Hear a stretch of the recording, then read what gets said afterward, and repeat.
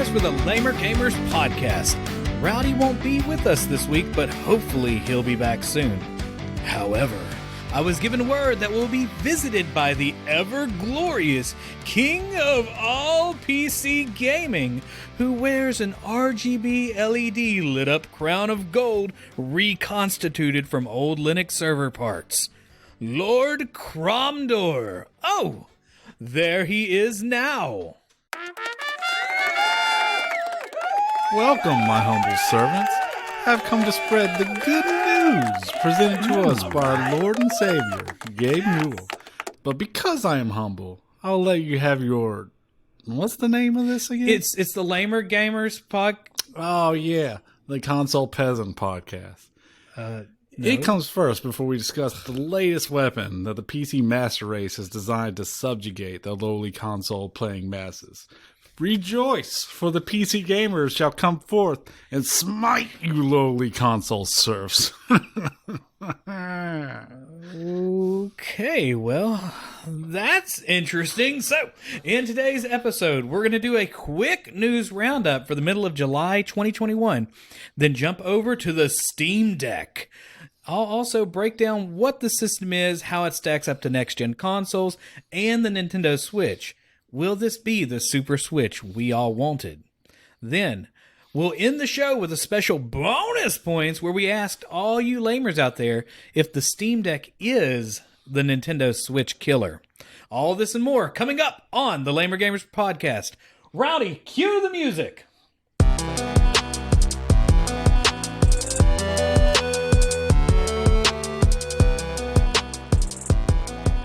Beware the purge! The end is nigh! We must prepare for the end times!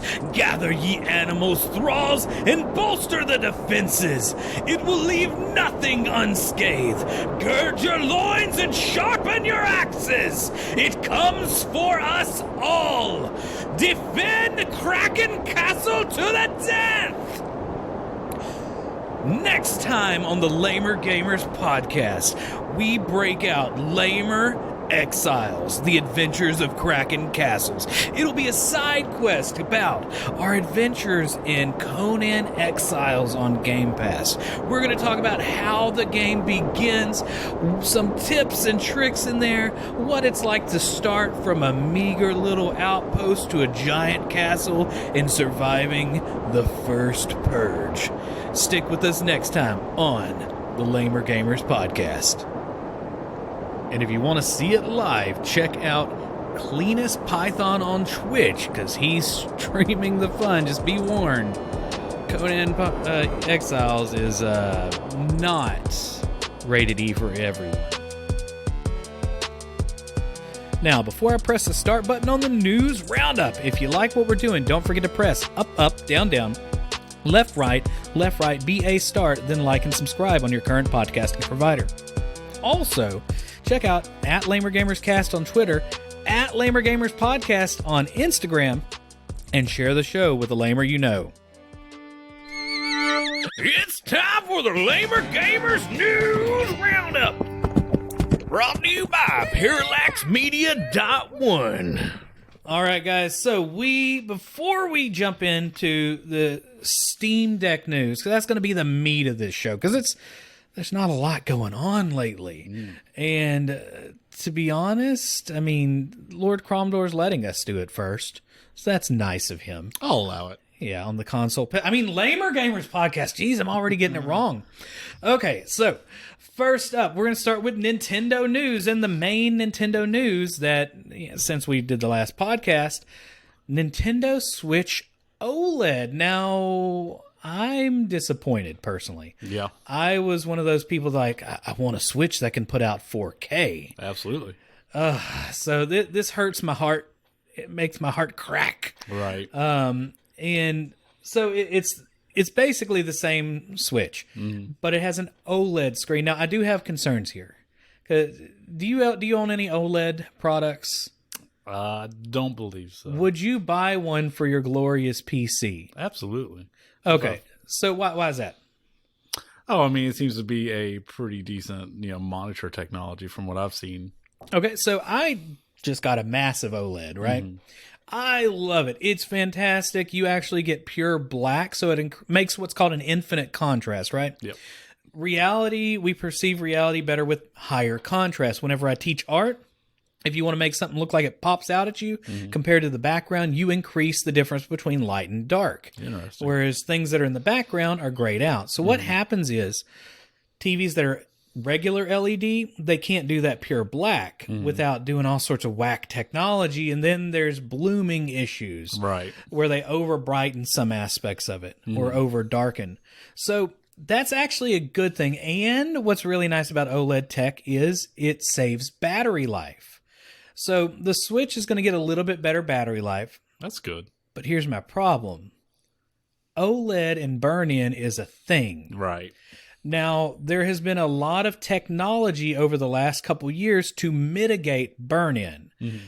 So do you know how OLED works No. compared to LED? So LED is essentially a big old light for base LED, right? Right. Big old light behind it. Then there's a screen that has these little things that open and close that show the light that the more open they are, the brighter they are. The more closed, the darker. Okay. Then you have the pixels in front of that. So that light shining through, basically brightens or darkens things. Yeah.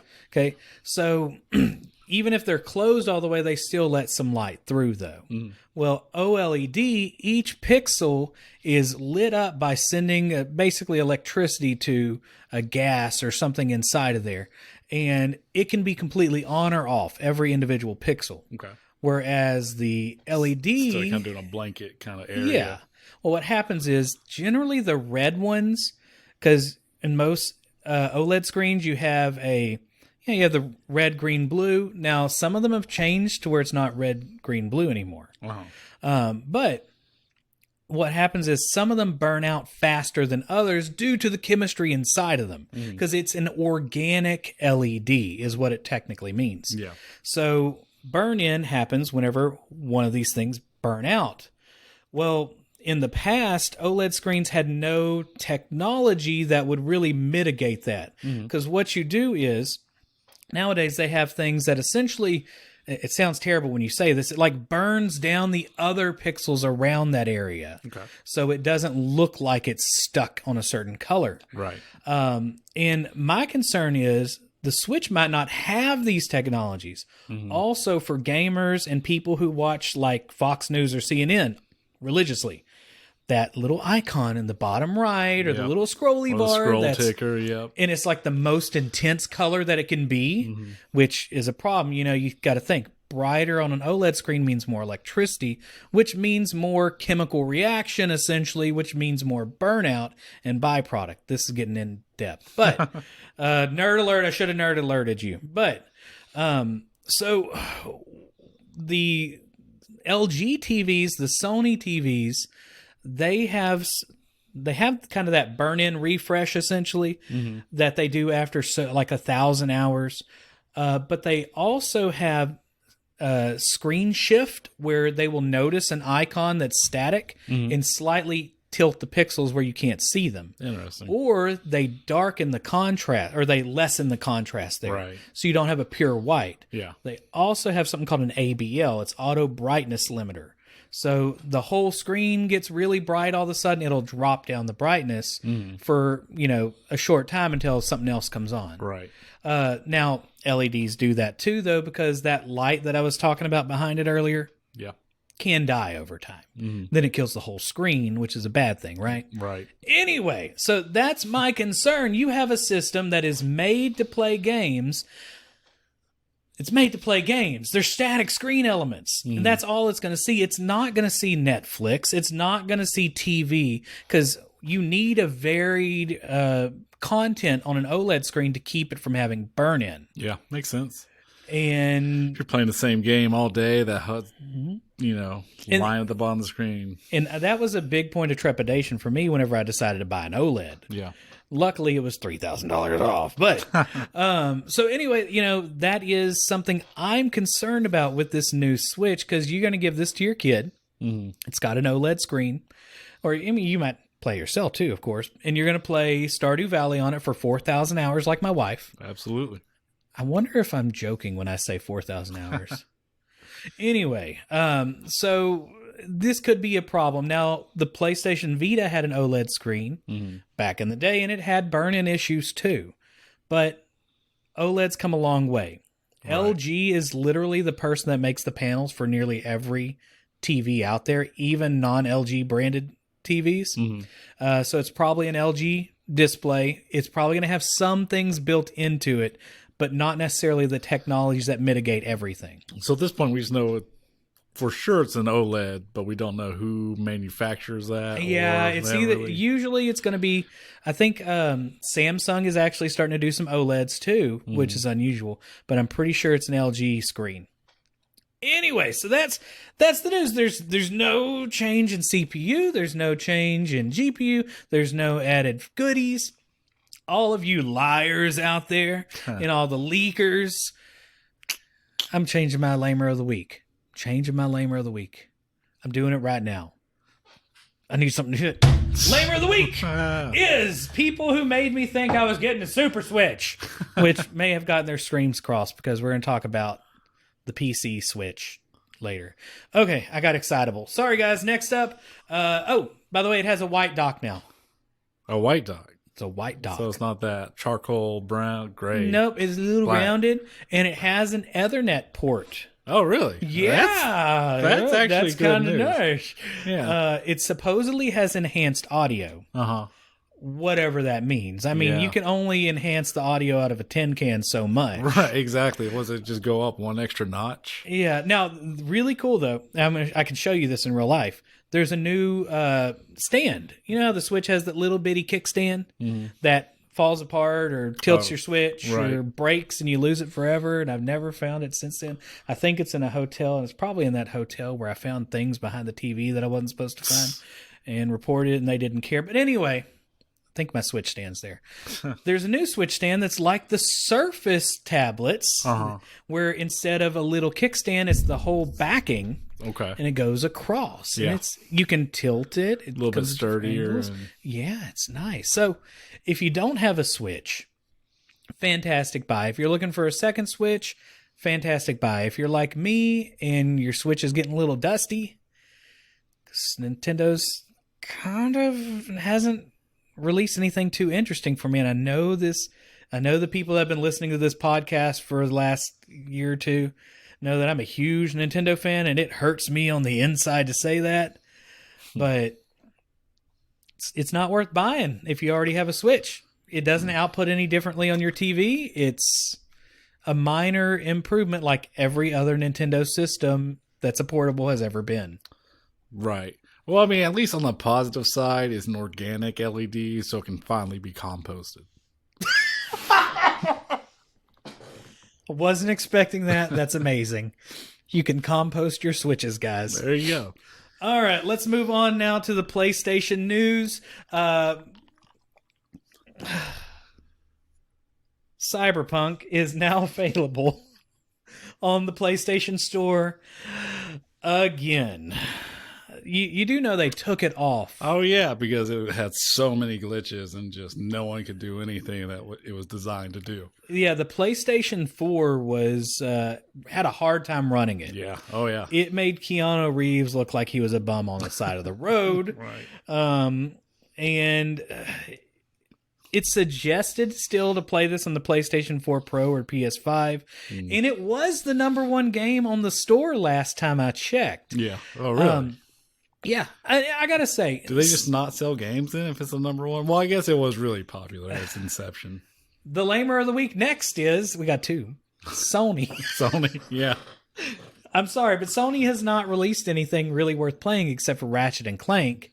Returnal is a very small subgroup, and there's really not a whole lot I'm looking forward to purchasing. I want to buy a PlayStation 5. Sony, give me a reason to. Yeah. Even Rowdy 5000 is bugging. Well, he's not bugging me. That dude's trying to get an Xbox Series X right now. Oh, hard. Really? And we'll talk a little bit more later about why he's going to have a problem with that too. But Sony needs to do some work. Just like yeah. Cyberpunk 2077, I think it was released a little too early. I honestly think the Xbox was released a little bit too early too.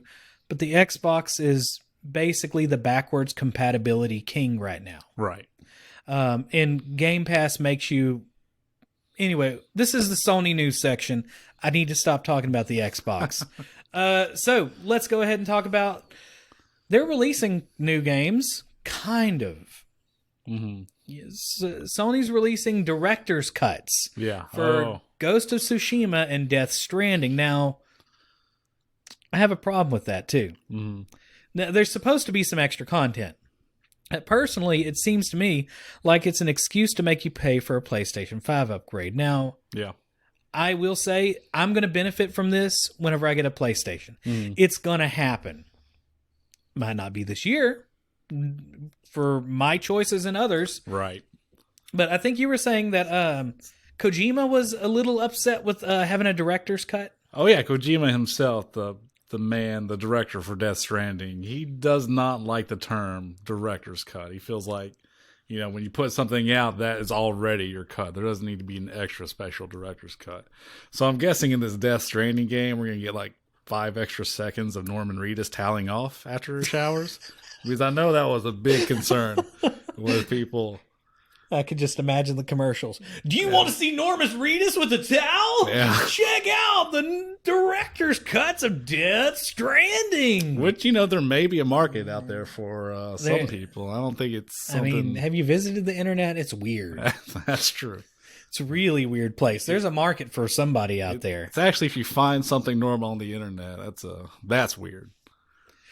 All right, next up, here's a smart choice. I do honestly think these director's cut things are smart choices from a development standpoint for these companies.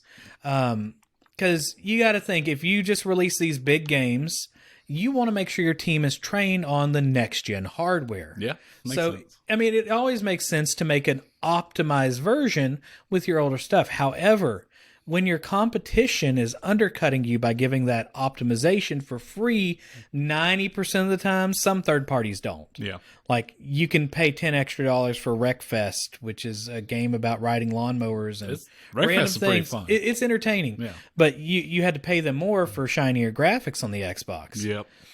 But when you're selling crazy consoles right now, you might as well just throw a favor. Yeah. Oh, yeah. But here's a smart move, though, that I really think they're making. They purchased Housemarque. Mm-hmm. They make the video game Returnal, which has been the only, I want to say it's a blockbuster game, but it's really kind of a niche market. I was trying to explain it to Kromdore earlier. It's the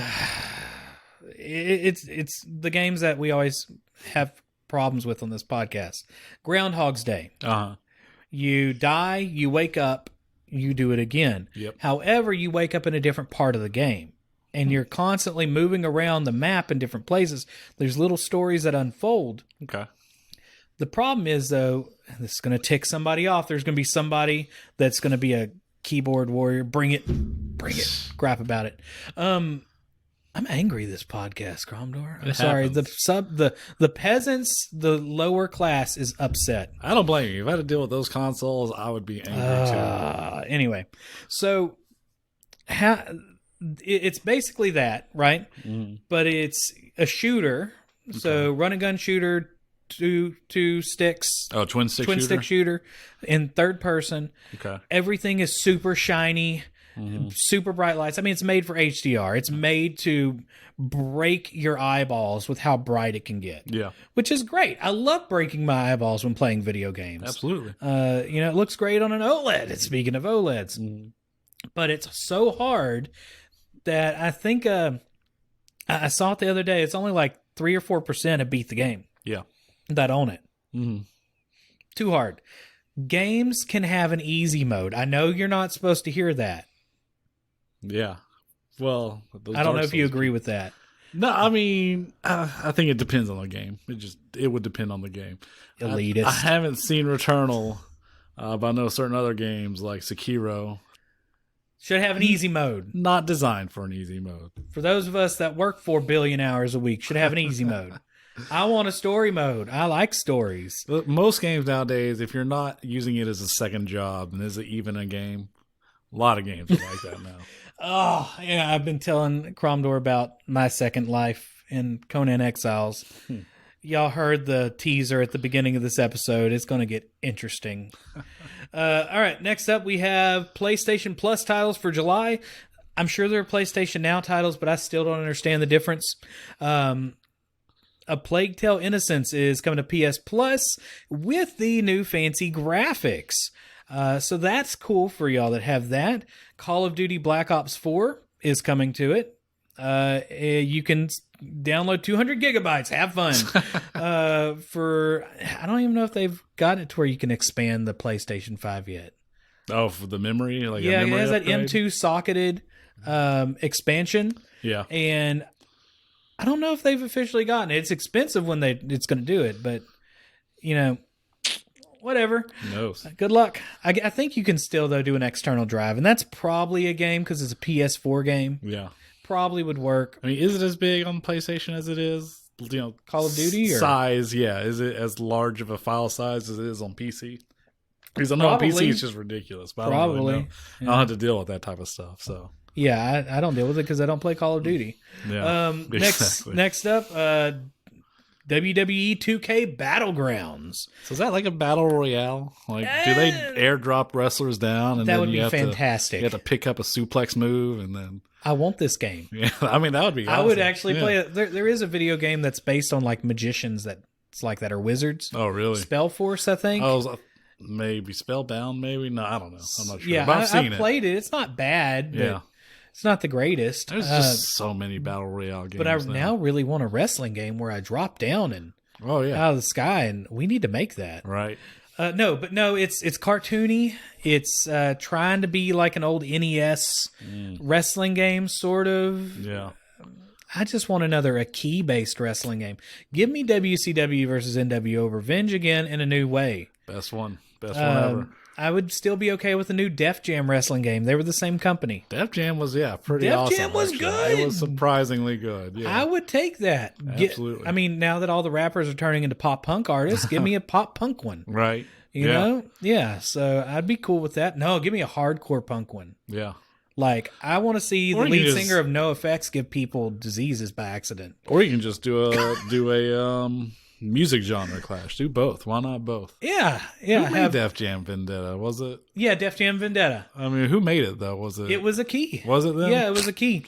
I don't know who the publisher was because it was THQ a key. Yeah. Back in the day, but no, I would love to see that. I want to see like death metal. I want to see Slayer. Oh, that'd be great. Versus that would be. Oh, what's her name? Taylor Swift. Yeah. Well, that would be great. Could you imagine that though? Like Taylor Swift putting somebody in a figure four leg lock and winning. Oh my god, that would mess with so many people's heads. Yeah, he put like Chad Kroger into that figure four, and he just had a tap out. Britney Spears flies across the turnbuckle. She's crazy. Oh yeah. So I mean, it makes sense. I know she's dealing with some. I don't really follow this stuff enough, but it keeps showing up on Twitter because they show you what they want you to see. Yeah, that is its own complicated can of worms. She would like shave her head and get a chair and just start beating on people. Right. It'd be so cool. Yeah. Okay, we need this game to happen too. So anyway, getting distracted. I'm having more fun by imaginary games. On a side note, have you seen them talk about the Nintendo fighting game that might be coming out or that they're developing? I have not. Apparently they're making like just a Nintendo, you know, all the cartoons from our childhood. They're going to be fighting each other. Nintendo or Nickelodeon? Nickelodeon. Yeah, I sorry, not see Nintendo. Nickelodeon. Sorry. Yeah.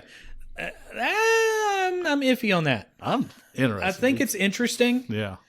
I could have a lot of fun with that, I think. Yeah. But I don't know. It depends on who makes it, because have you played any Nickelodeon games in the past? No. I mean, if it's a SpongeBob's adventure game developer, I don't trust it. No, apparently they're trying to make it competitive, which everyone's trying to make everything competitive now. Everything's supposed to be in esports. And they're trying to make it Smash Brothers style. So who knows? It could be fun. Sure. It's an interesting concept. All right, let's move on to the only, I guess, real news lately. Xbox will not stop. No, they really won't. They've just been Xbox and Game Pass, and you can't talk about them separate anymore, really, because we've talked about the acquisition blob monster that Microsoft has become. Well, Game Pass is also another form of amorphous blob monster, and I think it has gnarly teeth, and it keeps biting everything. Yeah. And it's hungry. I know I'm pleasantly surprised by it all the time. All the games that are on Xbox Game Pass. So yeah, you do the PC Game Pass, right? Yeah. Yeah, there's good stuff on there. Well, Dark Souls 3 recently got an FPS boost. Whoa. You can now die in 60 frames per second. 60 frames per second. I can finally see this game. Oh yeah, you don't see underneath 60 frames per second, do you? Underneath 60 frames per second, I might as well be throwing up. Well, I mean, what can you do on Dark Souls 3 though on PC though? Oh, I don't.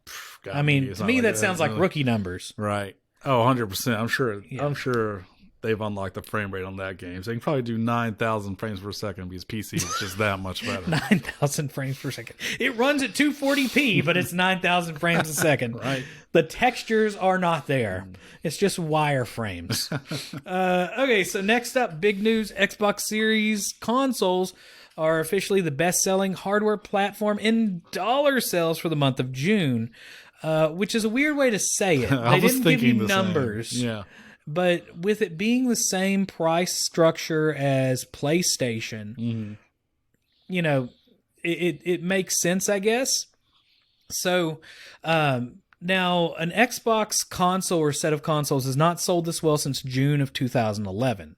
So you're looking at 10 years since it's been on top. What was June 2011? What was out around that time? Probably 360, I guess. Yeah. One of the older Xbox. Maybe a Halo game. Who knows? I wasn't an Xbox person. Yeah. See, I was back then actually, but I wonder what it was. I do remember you had the Xbox with the big Duke controller. Well, yeah, I was all about that Halo back in the day. Yeah, I do remember that. I was a Nintendo nerd, hardcore Nintendo nerd. Yeah. It wasn't even funny. I wouldn't play his silly Jade Empire. Actually, I did play Jade Empire. That was kind of a cool game. Jade Empire was fun. Anyway, so speaking of just Xbox, I should have combined these differently.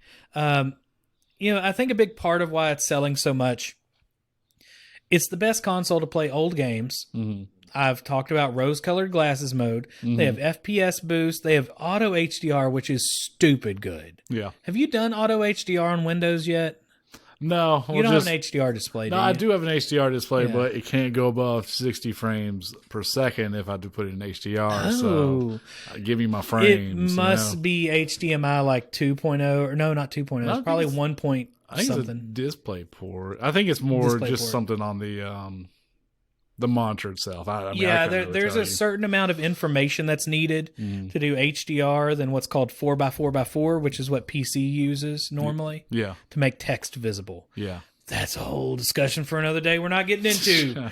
But the Xbox gives games updates and upgrades all the time. Mm-hmm. Doom Eternal, which it did come to PlayStation 5 too. Yeah. Actually, but the reason why I'm lumping this in the Xbox is the amorphous blob monster ate id Software. Mm-hmm. So it's really Microsoft doing this. I actually started playing Doom Eternal. Okay. I don't normally play Doom games because they kind of make me twitch a little bit. Yeah. After a while. And I am playing it on baby mode. Yeah. But it's freaking cool looking now. Oh, yeah, absolutely. I mean, it was good looking beforehand. Mm. So there's 3 modes. There's balanced, which is just 4K, right? But then there's ray tracing at 60 frames per second, which is phenomenal looking. It is so cool looking on the screen. I know you got your fancy DLSS, and I'm sure it looks better on yours. Absolutely. I mean, I'm curious to see what your frame rate is with ray tracing, though. Oh, yeah. That might be something to test out one day. Yeah. But there is 120 frames per second mode. Mm-hmm. And according to Digital Foundry, they tested it, and it's pretty much locked. Yeah, really? There's like a couple instances where like explosions from a gun with a lot of alpha effects that hit like a rocket launcher, and they drop a little bit, but not much. Right. There is some talk. I watched an interview with Digital Foundry and id Software, the head dude over there. Their Digital Foundry people are like, hey, can you do unlocked frame rate for people with VRR? Because you know what VRR is? Do you have that? Variable refresh rate. Okay, yeah, I know what that is. So, yeah, if you have a display that can just not show that stutter, right. I want to see what ray tracing can do because it's locked at 60 frames per second. I want to see if maybe it's 80 or 90 frames per second with ray tracing. Right. It might be cool. Yeah. Anyway, it looks freaking insane. Greedfall got an upgrade, which Greedfall is it's a good RPG. They also put it on the PS5. It runs better on Xbox. Greedfall is just your notorious Eurojank RPG. Yeah, I got about 20 minutes into it before I put it down, personally. I liked it. It's a game made by Spiders. That's the name of the company. Okay. Now, as I've said in the past on this podcast, I think what they mean is that inside of the characters, there are 1,000 spiders that move their face around. Spider tech. Because their faces, when they talk, look jank. Yeah. It looks like a meat suit puppet with a billion spiders in it. Okay. See, the upgrade was spiders. they went from 1,000 spiders to 1 billion spiders. That's a lot of spiders. That's a lot of It's a spiders. dangerous amount of spiders, actually. Yeah. I mean, any spiders are dangerous. Yeah. And I worship a spider god on Conan Exiles. That's a question we'll talk about next time. Plague Tale Innocence has been upgraded on both systems once again. Now, what's interesting is that the Xbox has a special, they call it the hidden 120 frames per second mode. It's just basically it's unlocked if you have a 120 hertz display. Right. So most of the time it runs like 80 or 90. With VRR, though, it'll look better than anything because it's just, the Xbox's backwards compatibility is stupid. Loading screens will be at 120 frames per second, though, so those will look great. Yeah, actually, I found out. So on my TV, I have VRR. I have 120 frames per second, right? Right. But there's an issue on OLEDs when there's a stutter or a massive change on the VRR. The electricity is too strong in the pixel beforehand, and it lets out a little extra charge, and it brightens it for about a frame. And whenever you're at a loading screen, that's actually when the frame rate drops like a rock. Really? And you can tell on a VRR because it just bop, bop, bop, bop, bop, bright, bright, bright, bright. For me, it's the other way around. At least I have the frame rate FPS limit in my top left. It usually spikes up on loading screens. It probably depends on the game. Xbox. Yeah, it depends on the game, though. Some games it'll drop. Depends, I guess, how they write their loading. Yeah. All right, guys. So speaking of Game Pass stuff, it's time to blaze through this. We're about 30 minutes into the podcast, and we're going to knock this out and then move on to Steam Deck. So, Xbox Cloud Gaming is now available to all Game Pass Ultimate members with Windows 10 PCs, Apple phones, and tablets on Xbox.com in 22 countries. I don't know what those are, what countries are. If you live in Czechoslovakia, which is not a country anymore, it's Czech Republic and Slovakia. I don't know if you're covered, but you need to use Microsoft Edge, Chrome, or Safari on your PC or mobile device, though, to do this. I know you're thinking, oh, but what about Firefox? That's exactly what I'm thinking. I don't know. Yeah. Test that and let us know. It's a weird thing. Okay, some new games to the cloud. Medium and Dragon Quest Builders 2 are now on the cloud. I think they both would work pretty well. They're not the fastest pace games. Yeah. Be a good pick up and go. Medium, I still want a big screen with big scary monsters. Right. Console only, UFC 4. It's not coming to PC. I've read bad things about UFC 4. Oh, really? Oh, I played a UFC game like back in PS2, and it was actually pretty fun. But, I have UFC 3. Yeah. It's good. But apparently there was issues with this game, and I almost did a Review Bombs episode on it. Yeah. Just go to the Xbox store and the Microsoft store and read the reviews. You'll have a good time. Can you role play as Conor McGregor and break your ankle while you're in the fight? Oh, Conor McGregor. How the mighty have fallen. Yeah, no kidding, right? Hubris. Pride cometh before a fall. It's like a Greek tragedy. Yeah, it really is. That poor guy. All right, next up, this is going to be on all things. Okay. So cloud plus console plus PC. Bloodroots, it says Left 4 Dead. By a colorful group of bandits, you will chain killing sprees to exact revenge on the treacherous Mr. Black Wolf. It's a furry game. Improvise your kills with utterly everything you can get your hands on, from carrots to plasma guns. I saw Left 4 Dead and I got excited there for a second. Like, oh, I haven't heard about this co-op game. Tropico 6. Do you want to, pretend like you're ruling an island with an iron fist, but kind of have a funny time with it? Tropico. Did you ever play that game? Yeah, a little bit. I still haven't played it. I think it would be right up my alley. But yeah, they're really they have really good reviews. I think Tropico 4 is the fan favorite. But yeah, a lot of people love it. All right, Farming Simulator 19.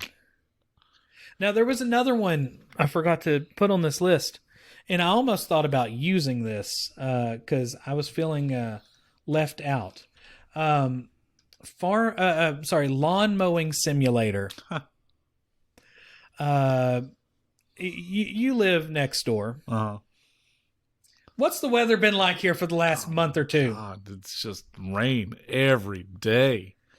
Cannot even mow the lawn. So guys, I want to tell you some news, though. Just today, there's a giant ball of fire outside in the sky. I heard whispers that this would happen again, but I didn't believe the fabled stories once the rains came and persisted so long ago. The Earth is actually feeling less squishy now, but I still don't trust the integrity of the terra firma. Maybe someday soon we'll be able to ride upon our zero-turn beast again, Kromdore, and consume the tall grasses that have been havens for serpents, laying hidden among the blades as they hunt the croaking lily pad hoppers. We can only hope. I hope so. Because it is just ridiculous. Every day, rain. I think the whole country's been under rain. Yeah. A lot of my... I don't remember what it was like beforehand. I'm waiting for Mel Gibson to show up on a boat. Well, it's like a lot of my online friends have been complaining, like, oh, it's raining again today. I'm just like, it's raining here too. Huh. Yeah. So it's been a wet year out here. Yeah. I put that on Facebook earlier on my own personal Facebook. We'll see how people... I post weird things occasionally, and I don't think people expect it. Right. All right. Next up, Going Under, which hipster game. A satirical dungeon crawler about exploring the cursed ruins of failed tech startups. As an unpaid intern in the dystopian city of Neo Cascadia, or Los Angeles, you'll wield office junk as weaponry as you make your way through the offbeat procedural dungeons beneath your company campus. Yeah, this sounds like Silicon Valley, right? Yeah. Yeah, this is like adjacent to San Francisco. Right. Space Jam: A New Legacy. Ooh. Or LeBron James. Yeah. And rabbits. Rabbits, yeah. Yeah. And, well, don't forget... And there's a lot of controversy around this, actually. Yeah, don't forget about the old lady, Granny. She's going to be in it, She is there, too. So apparently there's a big controversy that they made the lady rabbit... Lola? Yeah, less... voluptuous. Oh, really? Weirdness going on the internet. I don't care too much. I don't think they should have made it at all. It was just a nostalgia movie. Like they're trying to bank on that. It's an excuse to throw LeBron James somewhere. Yep. All right. Next up, Chris Tells. So this one looks interesting if you like JRPGs. It says it's a gorgeous indie love letter to classic JRPGs with a new perspective. Peer into the past, act in the present, and watch as your choices dynamically change the future. All on one screen as you play. Beautifully hand-drawn 2D animations bring to life a world where your choices will change both the present and the future across more than 20 hours of gameplay. I haven't heard of that one. Yeah, that comes out on the 20th, which would be like the day after the podcast. Sounds interesting. It's hard to pull off like a time, something when you're playing with time like that. Yeah. So that's interesting. So this one I'm actually excited for. I didn't really realize it was releasing. Death's Door. It's, who are the people with the best E3? Devolver Digital. Oh, they're always great. So reaping souls of the dead and punching a clock might get monotonous, but it's honest work for a crow. So you run around as a crow and you are a reaper. It looks fun. All right, the next series of games, if you know any of these, let me know, because I don't know. I don't think a lot of these are worth talking about. Fallen Knight looks interesting, 2D side-scroller. Mind Maze looks like fancy Minesweep. Gaps by Pogi. Looks like a mobile game with letters. Oh. In Rays of the Light. Don't remember what it was. The Last Rolling Hero. You roll around and you're a hero. It kind of looked like Mega Man with rolling. Mousebot, Escape from Cat Lab. Kid game? Sounds like Bargain Bin. The Yeah. Innsmouth Case. Now it's like a detective game. Okay. Looks interesting. That other detective game came out years ago. It was actually really fun, but I don't know what you're talking about. Other detective game. The Rockstar one, LA Noire. Oh, LA Noire was awesome. Yeah. Yeah. Let's see. Urban Trial Tricky Edition. Sounds like a cell phone game. It involves bikes. Airy Calm Mind. Freddy Spaghetti 2.0. Now, Orcs Must Die 3 might be interesting. Yeah, I would like to see, because I think 2 didn't do so well. Yeah. But 1 was an occult classic. Where the Snow Settles is like an indie kind of fancy game. It's a lot of white in it. Okay. So, yeah. And the game that I'm excited about, though, is The Ascent. The Ascent is like a cyberpunk universe, but it's a twin stick shooter, like you play on the screen. Mm-hmm. It's isometric. 2 people can play. Yeah. Yeah, I'm into that one. Cyberpunk is just in right now. Breaking news. Oh, yeah. Sci-fi in general right now. Yeah, I guess so. All right, guys. So that's pretty much it, though. I think it's time after the break. Yeah, that's pretty much it for Xbox, at least. Maybe not for what us PC brethren have coming up for you. Yeah, so I guess next up on the Console Pet Lamer Gamers podcast is a discussion with Lord Kromdore about the Steam Deck.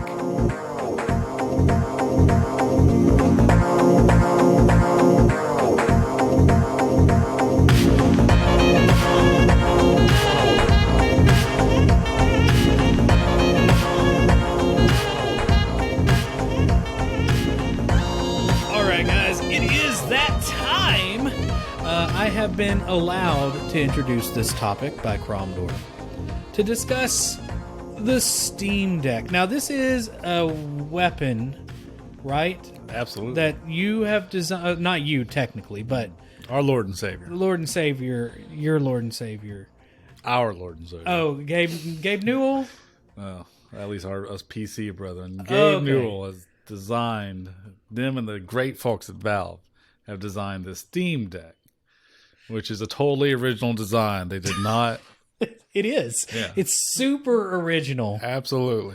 And is it, y'all are, I mean, does this make y'all, if this does well, do y'all win the console wars too? We've already won those. So I don't even know what console wars you're talking about. That's beneath us. This is like 4D chess, right? I heard that a lot back in the day. Exactly. All right, so the Steam Deck is a console that looks a lot like a Nintendo Switch, right? And it has different price points. Yeah. It's $399 for a 64 gigabyte version, $529 for a 256 gigabyte with an NVMe SSD. So the fancier ones, right? Yeah. And then $649 for a 512 gigabyte one. And it looks like it has premium anti-glare etched glass. An exclusive carrying case. Ooh.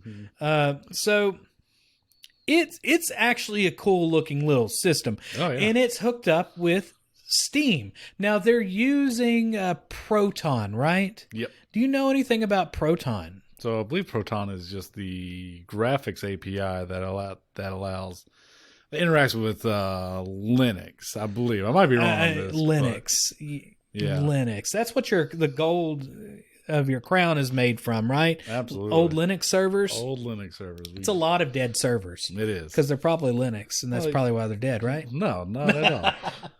Sorry.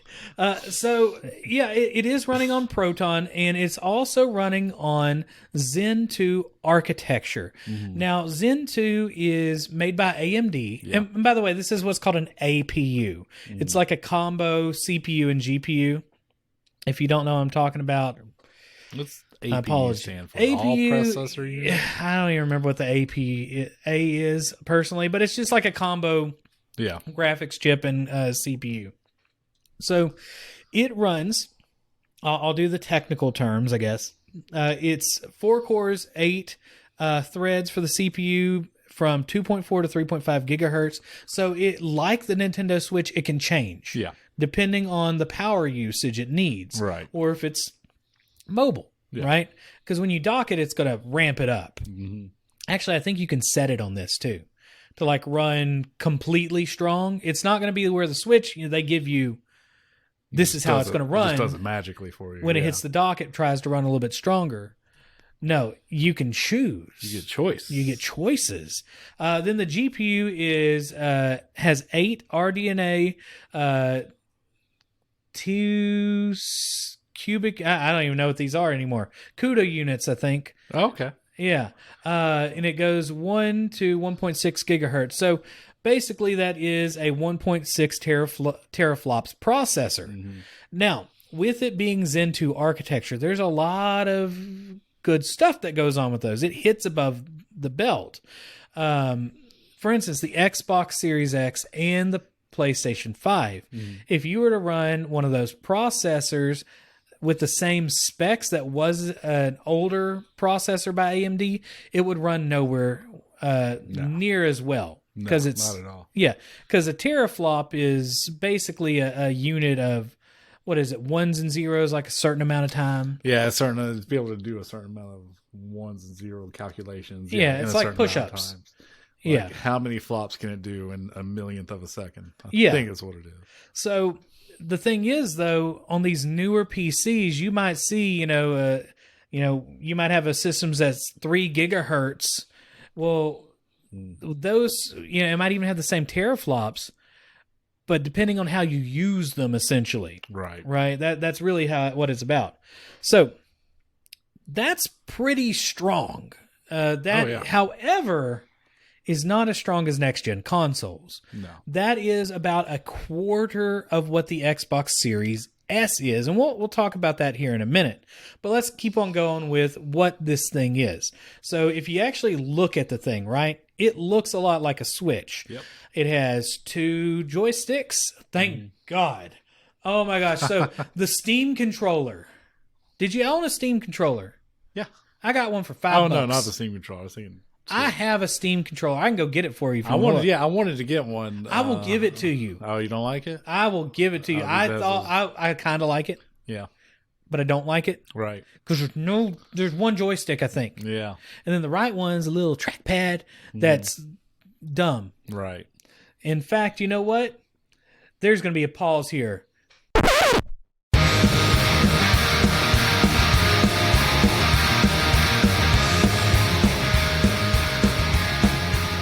Okay, we're back. Sorry about that short intermission, but I got shake it for everybody. Our dad used to shake the presents beforehand, see what's inside. Right. Okay, so I want you to first, here I'm handing this over. Look at the nice layer of dust that sits upon that case. Yeah, this is a nice case. It has that nice, glorious religious Steam icon. Religious emblem. Yeah. So that's a Steam controller. Let's open it up and tell me what it looks like to you. If you've never owned it, looks like somebody sat on it. Yeah, I can definitely see that. It has a weird curvature when it comes to like the... Can't believe you've never tried one of these controllers that have touched God. No, I always wanted to try one, but like when I tried to get one, it was a little bit too late. I got it on a fire sale. I tend to be pretty stubborn, believe it or not, and I tend to use that mouse and keyboard for just about everything. Like I could see that. I shouldn't be using it for Rocket League, but I do. I shouldn't have used it for Dark Souls, and man, is Dark Souls terrible on mouse and keyboard. I bet it is. It is really bad. So so you got a joystick on there, but you only get one joystick. One joystick, and that's the walkie joystick, right? That's forward, backwards, and strafing, which is it's not super. Doesn't have to be like super accurate, but that right little trackpad over there is in charge of looking in 3D games. Gross. Not even. Can you even call this a D-pad on this? No, and it's clicky, which is kind of cool in some aspects. There's some cool stuff you can do with that. Yeah. And I played Pillars of Eternity with that thing. Okay. Yeah. It was hard. At least it has the A, B, X, Y in the right place because I go to the Xbox right place because Yeah. the few times I use a controller on PC, it's still that I'm using an Xbox One controller. I believe it's Xbox One. And honestly, a lot of that stuff was taken in it. Well, I don't know if these existed before him, but those Elite Xbox controllers use some of those little things on the back that you toggle and Those buttons right there? yeah, there's buttons on the back. It's a cool controller actually, but it needed another joystick. Yeah, I can see. If it had another joystick, Definitely. it would have been fantastic. So anyway, sorry, I had to do that. He had to see it. It's his now. I gave him a gift for visiting the podcast. But on this, I can't wait to put it in my shrine to Yeah. Gabe Newell. on the Steam Deck, there are 2 joysticks. Thank goodness. If they would have recreated that controller, no one would have touched it. No, not at all. So there's 2 thumbsticks, but underneath it are 2 trackpads. So what's interesting is I know you're thinking what I was thinking at first. Well, it's going to make things move when parts of me touch it. Barely touch it. That's what this keyboard's doing to me over here a couple times. So the sticks are capacitive.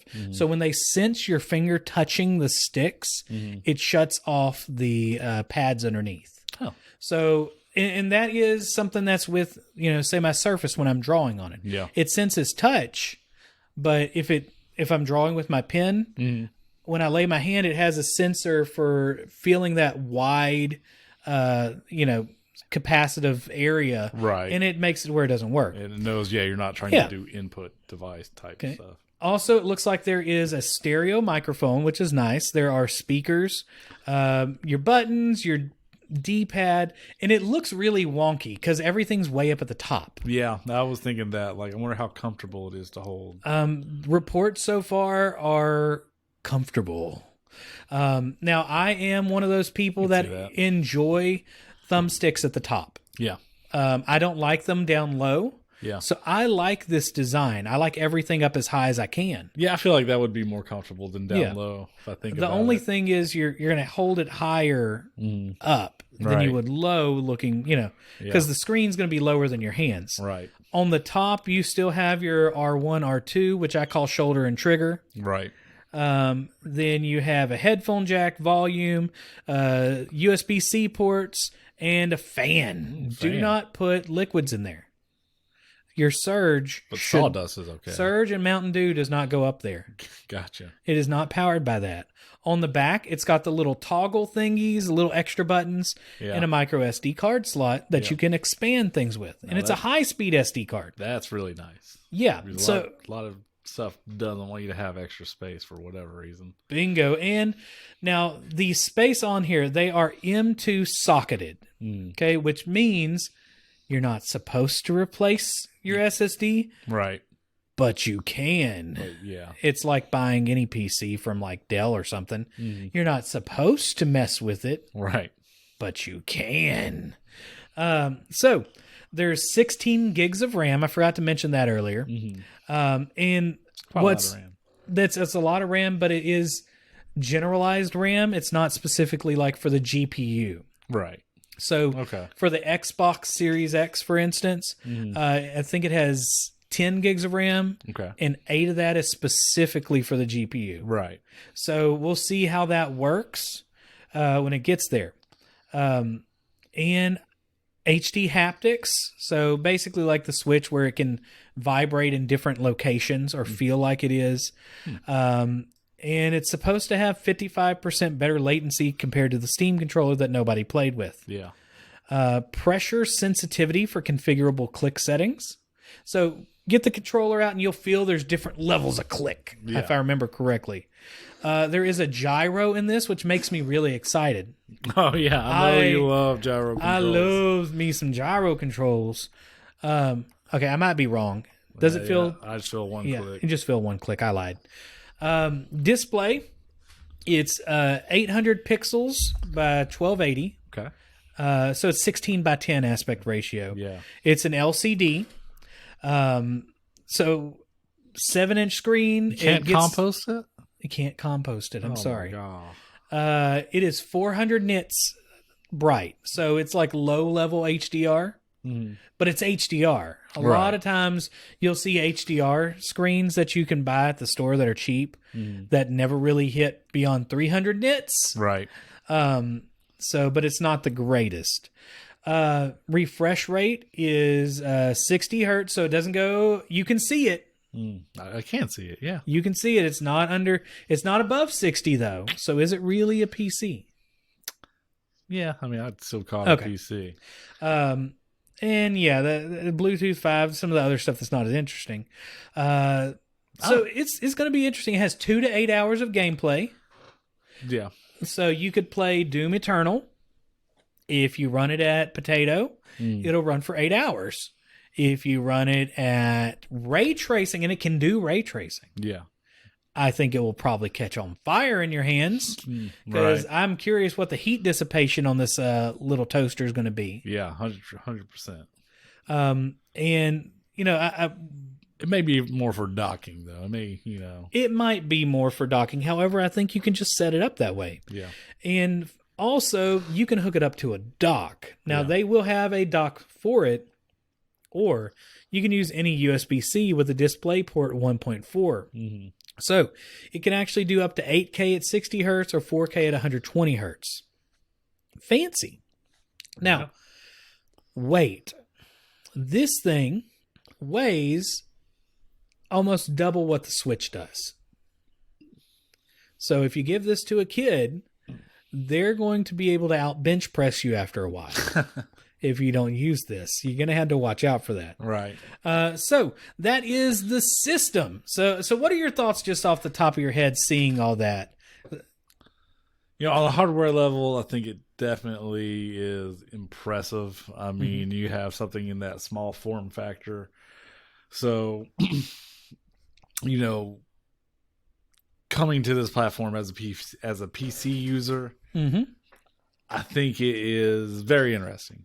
It's very interesting. I think it's going to win some people over, or they're going to be able to experience the gloriousness as PC play. Well, aren't there already, you said there was a number of people that have already moved up to the higher echelon of mobile PC gaming. What was the number of people that have pre-ordered this already? Oh, there have been over 200,000 people that have pre-ordered this. So 200,000 people are moving into your castle. It's going to be pretty spacious, but they can till the lands.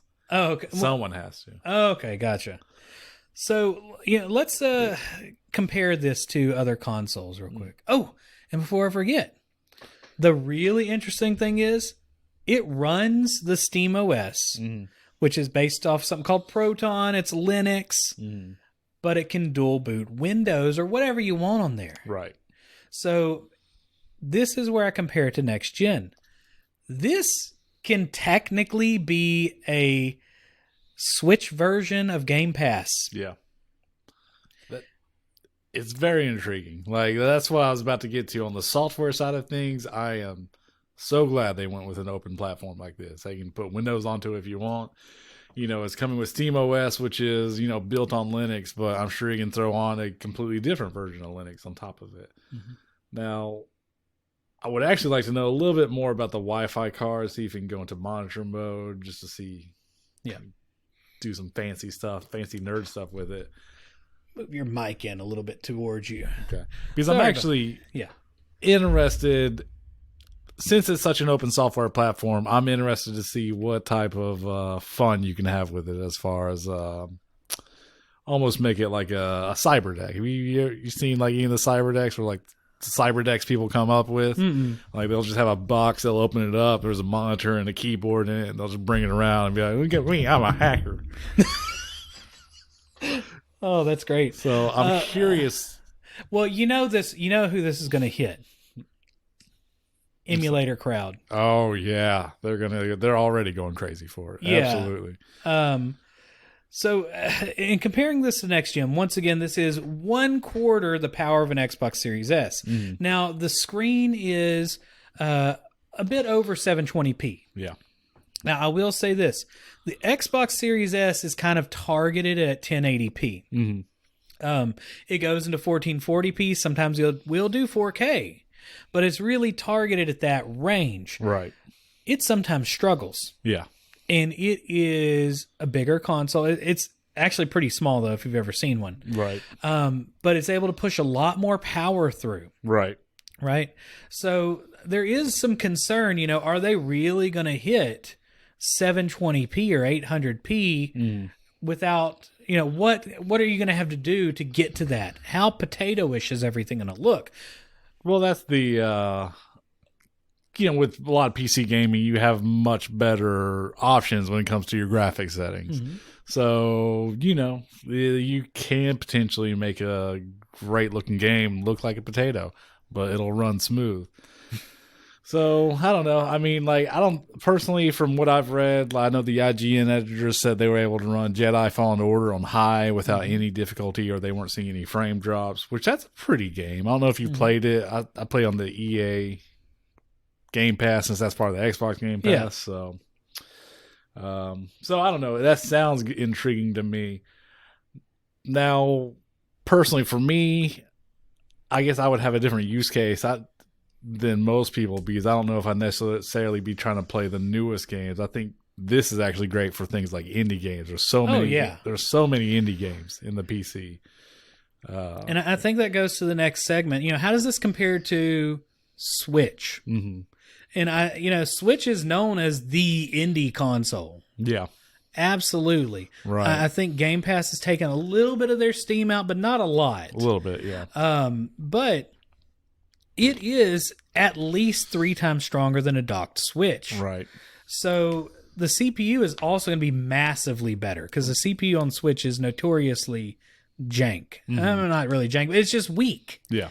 That's really the big thing that holds it back a lot of the times. Oh, absolutely. So I guess the question is, what does it look like compared to the Switch? Because the Switch, NVIDIA gives the developers, and they work really hard on this, really low-level access to APIs that really work well with that Tegra chip. Right. Are we going to see that for the Steam Deck? Or are you going to throw something on it using that Proton stuff, which basically runs a virtual Windows in a sense? It tries to emulate what Windows does. Well, it's the graphics level API. Yeah. And I guess they're trying to get... Are you going to have similar, though, if it's not optimized for Steam Deck? Right. Is it just going to run like a Switch? It's a good question. I think it kind of depends on... I mean, for one, it's going to depend on, do you want to keep SteamOS on it, or do you want to put the Windows on it? Yeah. Because obviously you put Windows on all day, it. every day. Yeah. Well, maybe. All day. Maybe. Game Pass. Maybe. Because you put Windows on it, then you're going to have to take up a lot of extra room. Like, if you're running that 64 gigabyte version, you don't want to put Windows on it. Windows is going to take up at least, yeah. So it's going to take up all your space. So this thing doesn't come out until next year. Right. They're going to, you start paying for pre-orders, I think, towards Christmas time, but it really doesn't come out to the middle of 2022. Windows 11 will be out, and there's a lot of optimizations coming for smaller things like this. That's what they always say about Windows. That is what I will say. Windows 10 ran so much better than 8. You didn't have to upgrade systems. A lot of systems. Oh my god. Also makes interesting is Windows 11 will have Android apps. That is interesting. There's some interesting stuff that could happen with this as a tablet replacement. Right. Because most tablets are overpriced garbage. Yeah. So that's kind of one interesting thing. Is there anything else that you'd want to say about that before I go into this next little thought? PC rules, console drools. Okay, that's not what I was going for. Oh. Now, we talk about the console wars. But in my mind, there's something beyond the console wars. I don't know what you're trying to do is really what's happening. What do you with mean? The console versus PC or different consoles versus consoles. Oh, no, it's not even a competition. PC wins. No. There's something beyond that. Oh. This is all a facade. Right. Tinfoil hat. There's something beyond that we all need to see that nobody's noticed. Okay, here's the thing. There's no console wars. There's no PC versus console wars. It's all AMD versus NVIDIA right now. Oh, the secret or the power behind the throne. The power that moves all. We all squabble with each other. Yeah. Thinking that these people that tell us what to play or what to do or how they run their company. Right. Wrong. They all answer to NVIDIA and AMD. Absolutely. And here's what I find interesting. To me, this is not just PC versus console. This is AMD putting a shot across the bow of SS Nvidia, trying to put a hole in their side of their ship. Oh, AMD is coming at them hard. And they are coming hard. So you got to think this is also Zen 2, like the Xbox Series consoles, the PlayStation console. And what does NVIDIA have? Now, they definitely have a hold on the PC market. Yeah. DLSS in their stuff with the Tensor cores for higher level gaming, it beats AMD all day, every day. Any game that I can run DLSS on, it works wonders. It's great. I love it. So also NVIDIA has the Switch, which is a massive market. Yeah.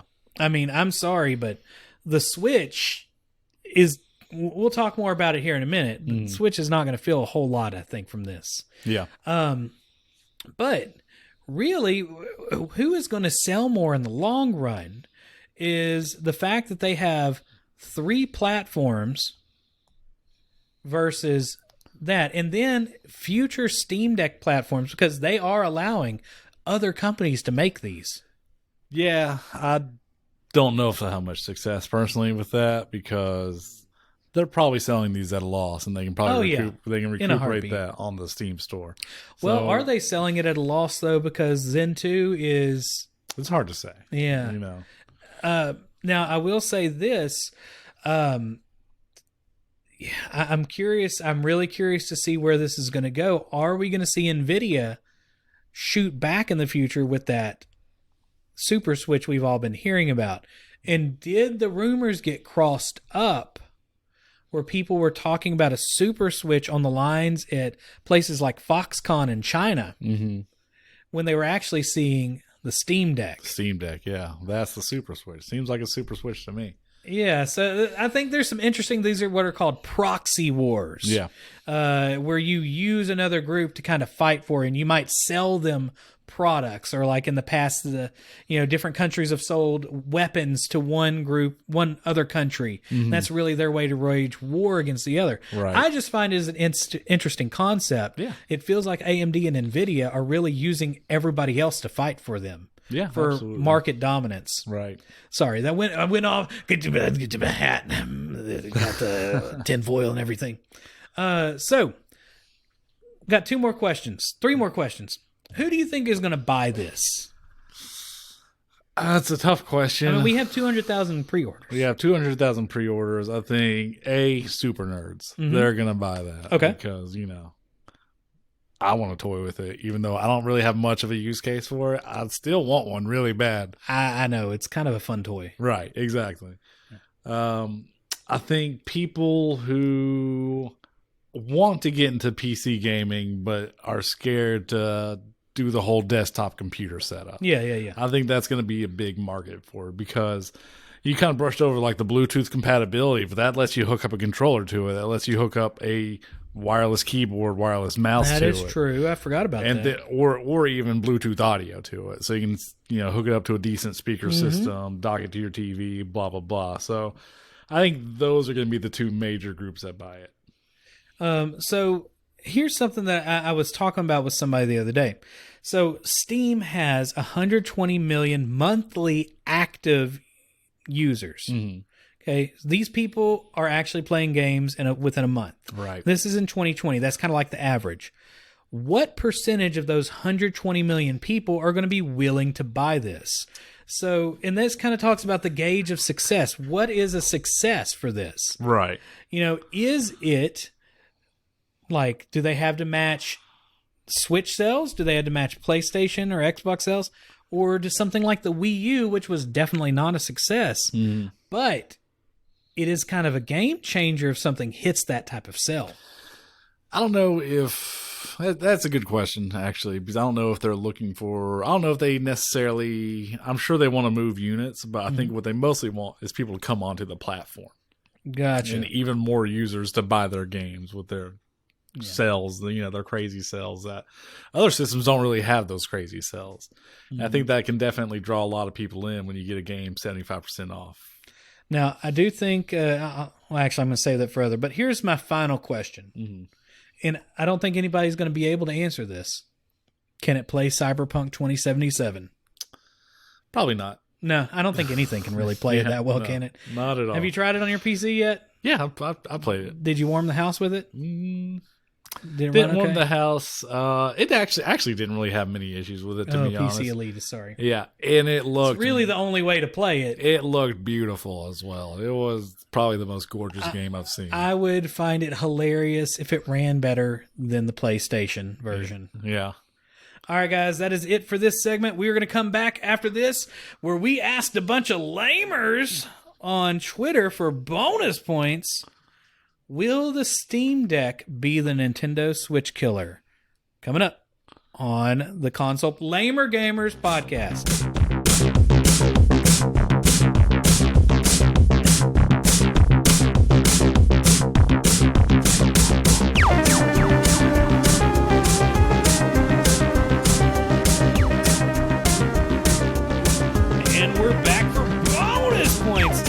If you like what we're doing, don't forget to stop by at Lamer Gamers Cast on Twitter or at Lamer Gamers Podcast on Instagram.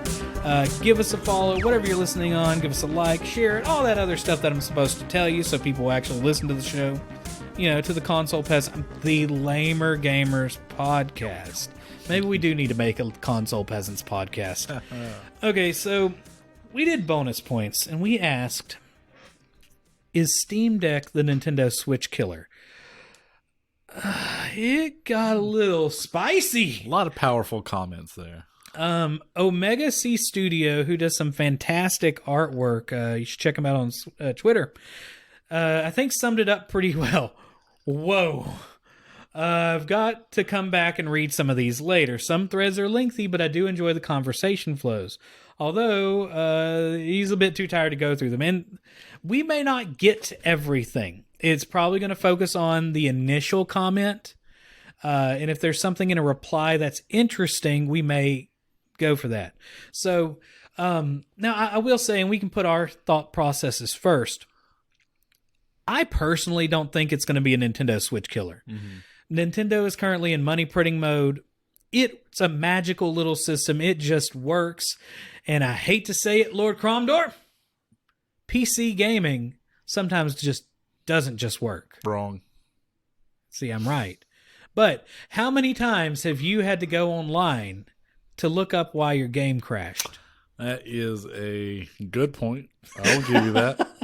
That is actually the reason why I stopped doing PC gaming. Yeah. But what are your thoughts? I think if anything's going to kill Nintendo, it'll be Nintendo itself. They are. I mean, well, they've been having a poor track record lately as far as there's nothing exciting coming out. Oh, yeah, I will agree. I'm having a hard time being excited. Yeah. So, but at the same time, are we the target? You're probably right. But I did really want to play that Mario Golf game until I read some of the reviews, which seemed kind of lackluster. Yeah, I was kind of excited for that because it sounds like you can just run up on somebody and beat them with a club. Yeah. And they won't let you do that in a Mario game. Right. No, not at all. Unless Ubisoft makes it, then they get guns. Right. All right, guys. Let's go ahead and start with New Dad Gaming Podcast says, Nintendo is always going to be that family-friendly console. The deck will not kill Switch or even make a dent, to be honest. Can you see gaming dads opt for a Steam Deck to complement their Switch games household, though? Do you want to get more than a podcast underneath it? Coach. He agrees with the statement about not affecting Nintendo. However, he thinks that the market for the Steam Deck has already been established.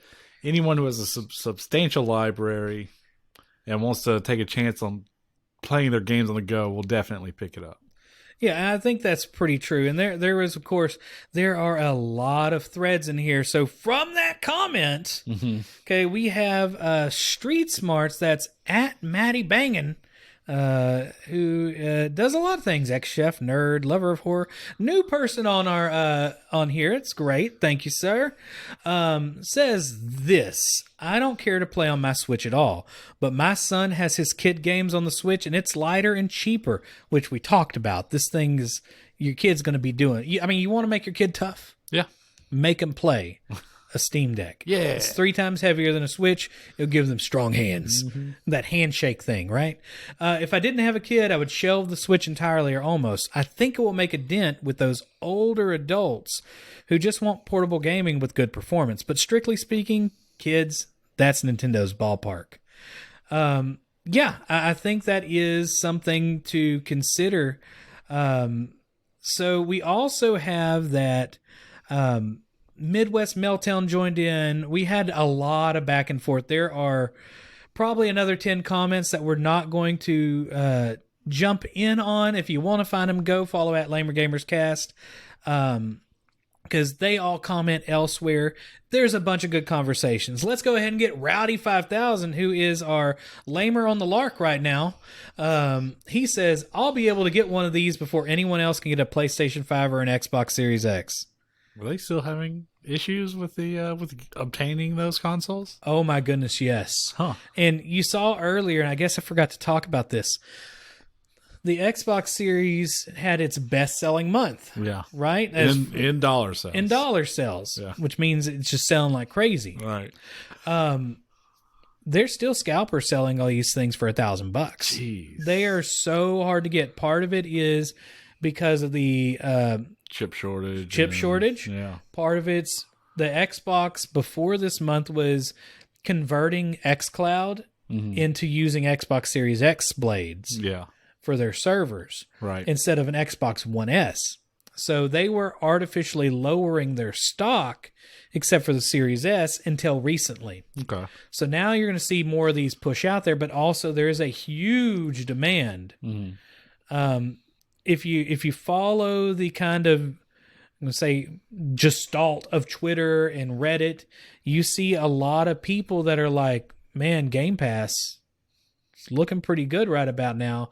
I might get this because there's nothing I really need on PlayStation 5 yet. Yeah. Ratchet and Clank looks good. Returnal looks good, but it's not for me. Right. What is there until Christmas?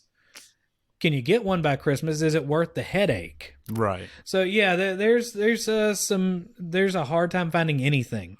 Now, I am Shelton, Anthony Shelton, who is the host and producer for Gaming Trend YouTube, says that people who reserve that 512 gigabyte model aren't going to get theirs until 2022. Let's go ahead and get Anthony Shelton's, who is at I am Shelton. Do you want to read his on Twitter, what he said for his actual comment? Okay, Anthony Shelton. God no, 2 different markets. People keep forgetting people like the Nintendo because of Nintendo games. Oh, they like the Nintendo because of the Nintendo games.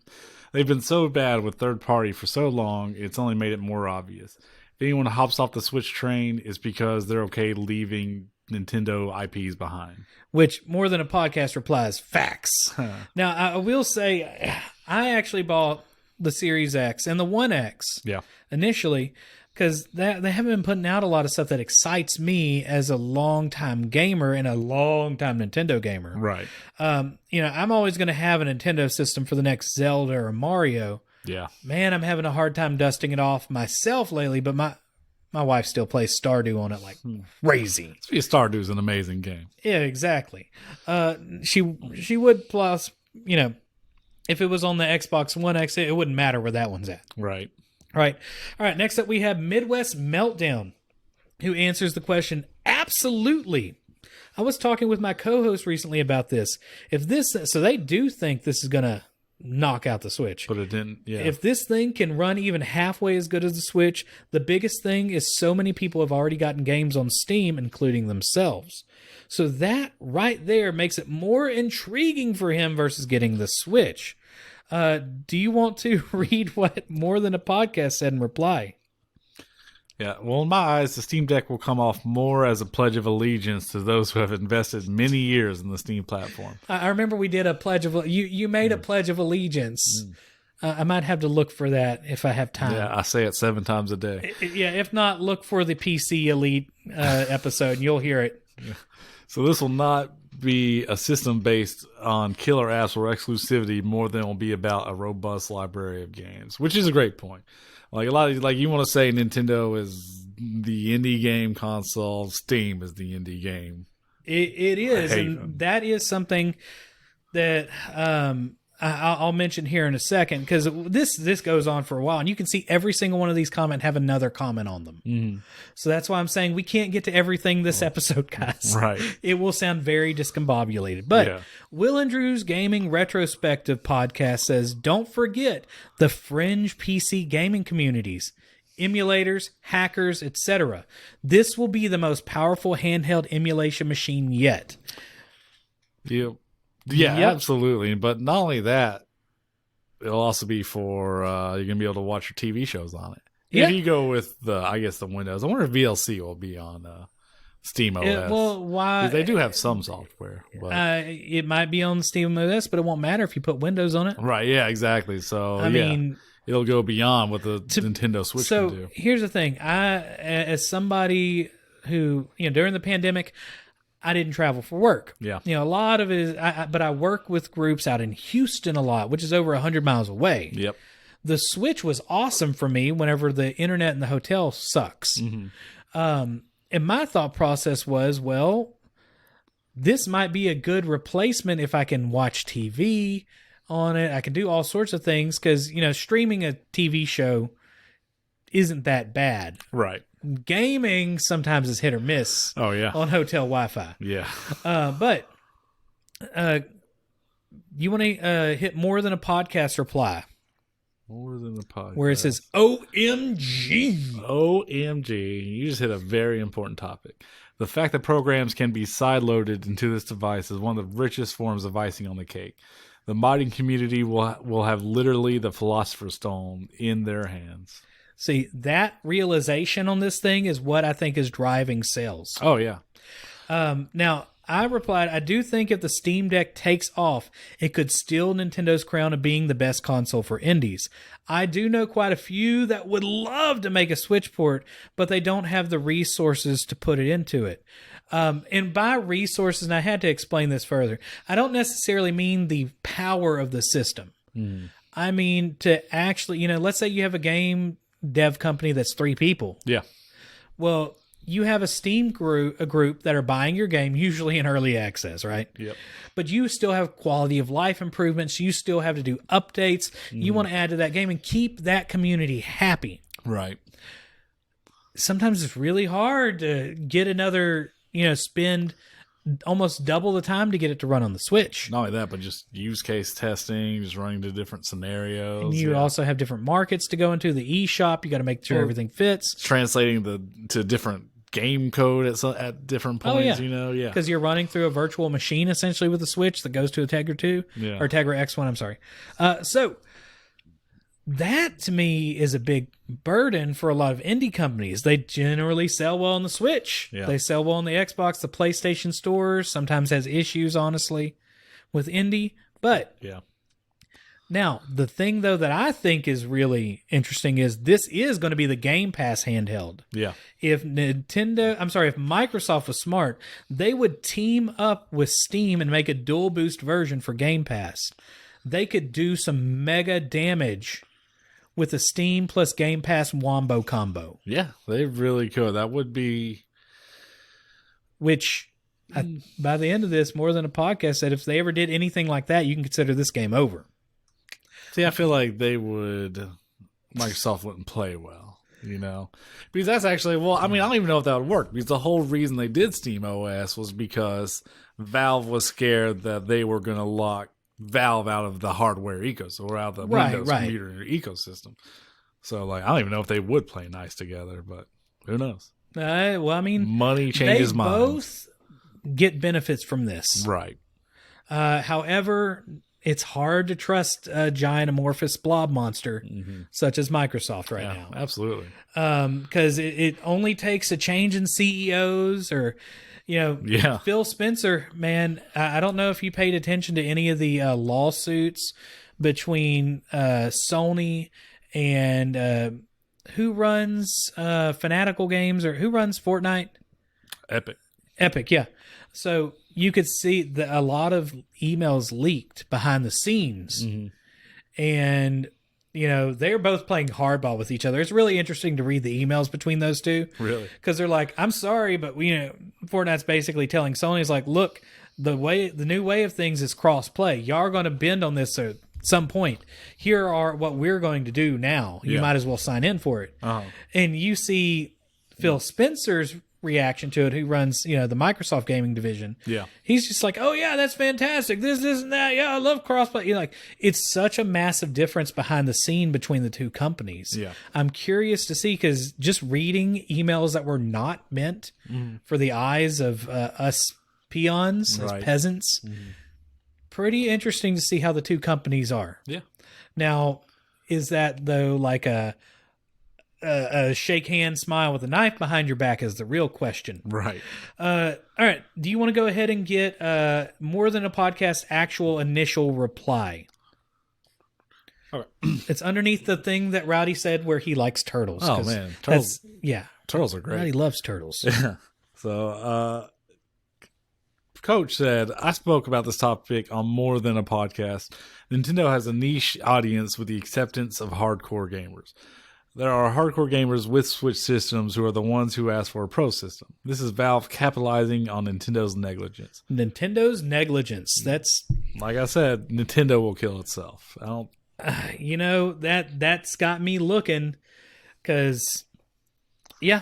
But is that a big group of gamers? That's going to be the question. Well, I mean, I have a Nintendo Switch and a PC.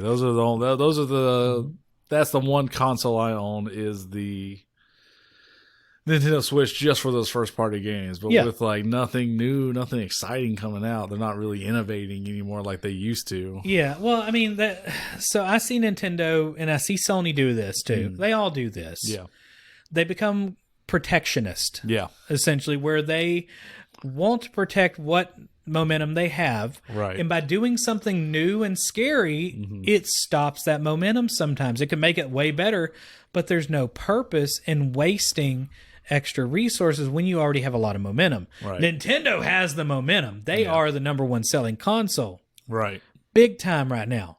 But you're seeing, and Sony's doing the same thing. Sony right now in this game is not doing a whole lot interesting either, because they're just kind of going off of the previous success of the PlayStation 4. Yeah. Xbox has to fight. Oh, they're fighting hard. And honestly, Steam has to fight right now. Oh, yeah. I know there's a lot of active users, which is great, but they're going to need to, they're not necessarily getting paid to use their marketplace. Right. So we'll see how this works out. Anyway, by the way, where More Than a Podcast says he shared the link to his show, feel free to check it out on his reply. Next up, we have @_Goomba, Tony Coffee says it's not even going to wound the Switch, let alone kill it. Which I have a lovely gif of Nintendo holding a coffee cup as a Kung Fu Warrior princess that's being attacked, and it's just nothing. Crouching Tiger, Hidden Dragon. Is that what that's from? That's my favorite movie. Yeah, he says it's going to be like a fly, mild annoyance at most. That's the first thread of answers. Let's move on to the next one. Do you want to get Paranoid Android @Voxel Hero? So he says, nope, despite the similarity of the devices, they exist in separate markets. That is true to some extent. I agree. Next up we have the Heckin' Call podcast says, nope, don't think so. The Switch was already pretty niche console. Its main draw was the exclusives games, which will still be there. Now, I disagree somewhat with the fact that it's a niche console. That's a good question. I think it depends on the gamer. It's a kid's console. It's a portable, but it is. I guess it has a niche because it is a hybrid. Right. Well, for those users who want to play it on the go, on their commute to work, that's where it's a niche. But it's also, like I said, it's a kid friendly. That's also a different niche as well. And they did take advantage of USB-C technology, which was pretty novel at the time to be able to use a docking system.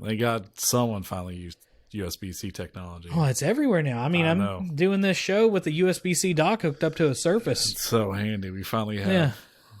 All right. Do you want to get Console Gaming Crew podcast? Yeah. So I say we actually just talked about the Steam Deck in comparison to the next-gen consoles.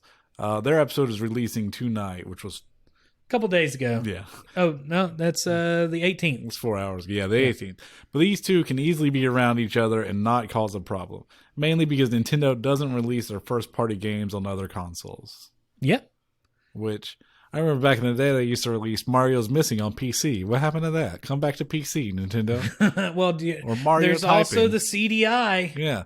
Oh, yeah, all those great Zelda games were Link actually talked in some of those, I believe. Yeah. Oh, yeah. Oh, man. Gamerheads PC says, thanks for the shout out. I'd say no, it's not. I'll go ahead and get the next one. At Lucas Egan, who is the digital content producer at Review Journal, the Game Awards, future class member, and co-host of Land Parties Pod, says, I don't think so. I think they exist in different enough spaces they can both succeed. Do you want to get the next two? Because the first one's pretty quick. Yeah, hallowed be thy game. He says, as awesome as the Steam Deck is, the Switch is here to stay, which is good. Yeah, and by the way, hallowed be thy game is on YouTube, too. And then we have Matt Varish, who is the host at Video Game Lore Podcast. Do you want to get his? Yeah. He says, I highly doubt it. Tech-savvy gamers will love the SD Steam Deck, but the vast majority of gamers are casual, and they love the ease of the Switch. For now, at least, the Steam Deck does look pretty awesome, but let's see how it functions first. It's Valve's first attempt at a portable.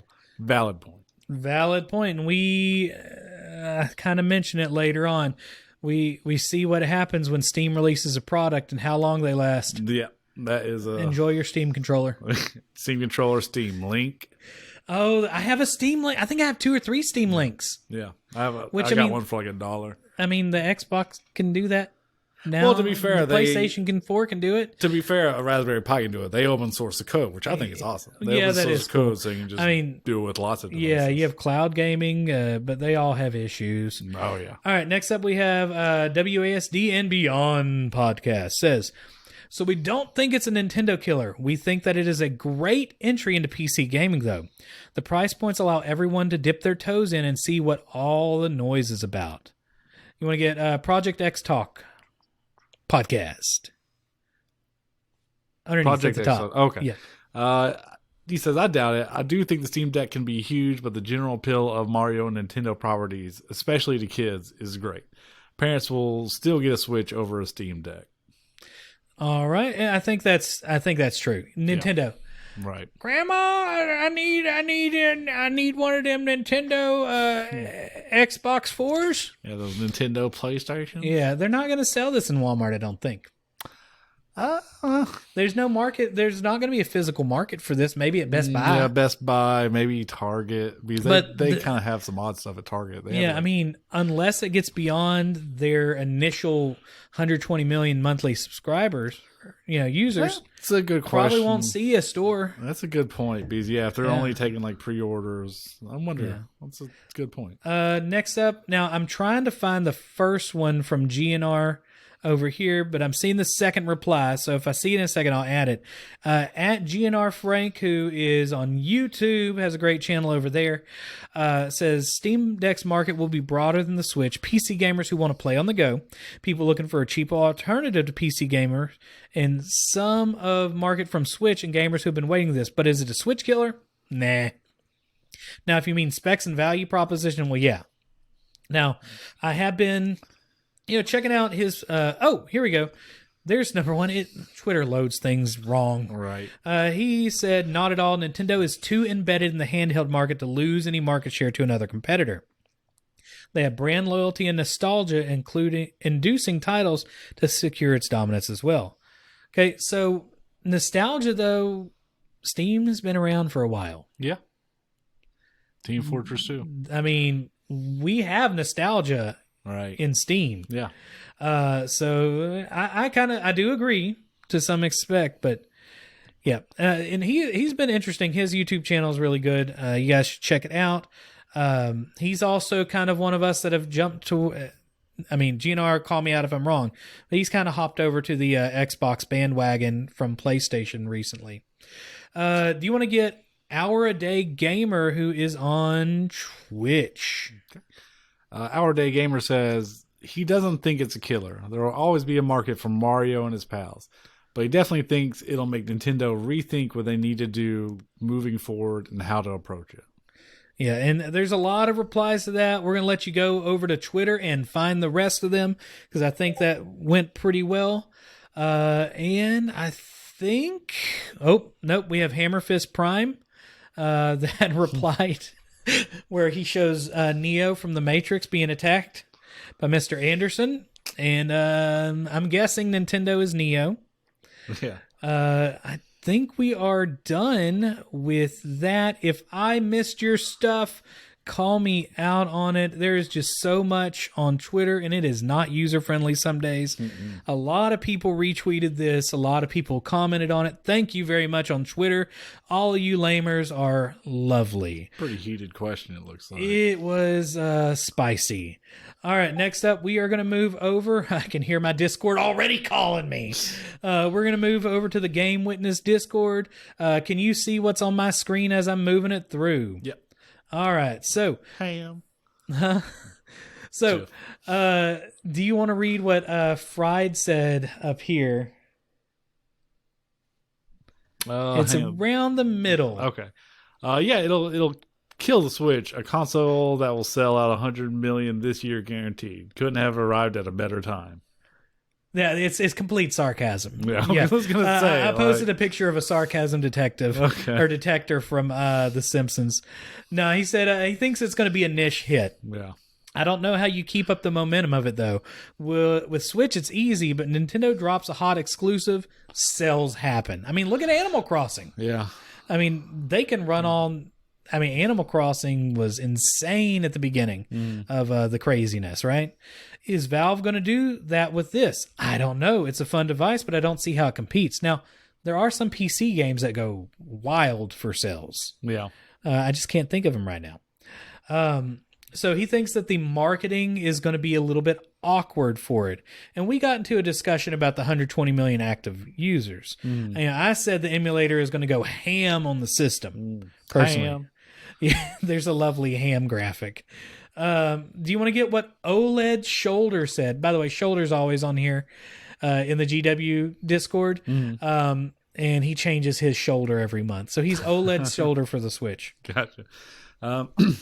So he says, I don't believe the Steam Deck will be a direct competitor to the Nintendo Switch, although I believe the deck has the potential to legitimize the kind of market outside of the console realm. I'm picturing a future where there are as many of these portable gaming handheld PCs as there are gaming laptops today. Will that be a Nintendo killer? Maybe not initially, although this might force Nintendo to take the market seriously if they want to maintain their current third-party partnerships and garner more in the future. So, yeah, I think that's a pretty good view right there. We talked about some other things. I expressed the fact that, we talked about Proton, what everything else does. And then once everybody realizes dual booting isn't a thing, then they change. A lot of times they look at it a little differently. Yeah. I'm going to go ahead and read Evil Twins because it's not safe for work. So I mentioned the fact that, if it hits Wii U numbers... Which is only like 10 to 12 million sales in the world. Wait, how many? 10 to 12? Yeah, units. Okay. 10 to 12 million units in the world for the Wii U during its lifetime sales. Yeah. Not a lot. How many of that was in the U.S.? I think it was I don't even remember the numbers, like 6 to 8 millions, Okay. So, if that's a thing, is that a success at that point? Because they have bested or made parity with a Nintendo console. So that was honestly a failure, but it was still enough to keep them going. Right. He said, this thought crossed my mind too. Wii U sales were considered a flop, but if Steam hits those, that's honestly a viable first step. Yeah. Yeah. So we also discussed the socketed SSD. Let's see. So people were excited afterwards. We have Owen Koenig. Do you want to get what he said about it, about Twilight Princess? Yeah. Now they can port Twilight Princess and Wind Waker to Switch. I mostly want a 60 FPS Twilight Princess. Okay. Okay. Actually, I don't think that was connected. It must have been another topic, but technically, the emulator people are going to be running Nintendo games. Those emulator people are crazy. Huh? The emulator crew is pretty interesting. Just look at Open Morrowind. Those are the craziest emulator people. We'll make our own engine and put our own Morrowind stuff into it. All right, so that should be it with GW Podcast, guys. If I missed you, let me know, and I'll try to get that fixed for next time. We're going to go over to the Texas Reddit subreddit, their Discord. So do you want to get Amici over there? Okay. Amici, I'm honestly excited about Valve Switch Pro. You're right. I hope it's actually buyable. PS5 and it supports multiplayer. So yeah, I think pointed out afterwards that it's a portable Game Pass, so there's going to be some multiplayer involved. Do you want to go ahead and get what he said after that? Absolutely. For me, the big selling point is my partner being able to play games on the TV without my help. I've got a 25-inch HDMI cable with the PS4 remote hooked up to my PC. But that's suboptimal at best. Oh, yeah, I bet that is. Dude, long HDMI cables are a problem. Yeah. I've done a lot of research into new TVs when I got one. Yeah, don't they kind of lose their... Oh, you can't go very long. Yeah. About 10 feet for a 4K connection. Yeah. And that's it. Like, you can try to do it with... And I've done this. I've actually tried this myself. Because I had my... I tried to do the PC gaming because I like sitting at a couch. Right. I tried doing it with a 50-foot cable. Didn't work. Tried to do it with 25-foot cable. Wouldn't work. And that was like less... It was like I was trying to hit 2K. Right. After a while, too, they kind of die out. HDMI cables had to be replaced every so often. Yeah. Let's see. We have Palf, who says, do I think it's a Switch killer? No, because I don't think Valve wants to be marketed as a Switch killer. However, I do believe it will inspire some very stiff competition between the two and might make Nintendo more receptive to fixing some issues on the Switch and hopefully lower the price on their flagship series. Nintendo has gotten away with being somewhat anti-consumer because no one could match with them when it came to handhelds, but I hope Valve is one to change that course. I see the anti-consumer aspect of it sometimes, but Nintendo has been pretty open about crossplay. But still think it goes back to that protectionism. Yeah. But that is, though, what hurt Nintendo after the Super Nintendo. Mm-hmm. They created the monster that is Sony. Yeah, true. They screwed over Sony big time with that Super Nintendo external game system that was developed by them with a CD-ROM. Right. So Nintendo has felt that in the past, in which Sony is kind of doing the same thing right now. Yeah. I mean, in some ways, yeah. All right. Do you want to get what Swift Dragon 899 says? Yeah, if it can motivate Switch to fix the Joy-Con drift, that would be amazing. And Amici replies, best of luck fixing drift on anything. Now, as a quick aside, I brought something up after this. Stick drift is not going anywhere anytime soon. Mm. The group that makes the sticks for the vast majority of gaming consoles is called Alps.